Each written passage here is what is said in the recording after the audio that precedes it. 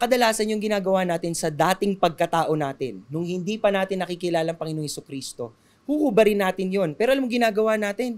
Nilalagay natin sa cabinet. Kasi kung kailan natin trip suotin ulit yon, tatanggalin mo naman yung pagiging Kristiyano mo, isusuot mo naman yung pagiging makamundo mo. Hindi ba? Dapat po, ang sinasabi sa scripture, you put it to death.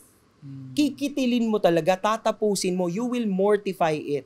At hindi yon para sugatan lang yung sarili mo, or hindi lang yun sasaktan mo yung sarili mo, pero hindi na siya dapat ibinibigay sa'yo. Kapag kunyari ikaw ay wala akong magawa ngayon, diba? On my idle moments, hindi mo na dapat iniisip, mag-sin kaya ako ngayon? Kasi hindi na ikaw yon. You are embracing your new life in Christ. So dapat ang palaging option natin, imbis na anong gusto kong gawin, Lord, anong gusto mong gawin ko? Yun ang magandang simula.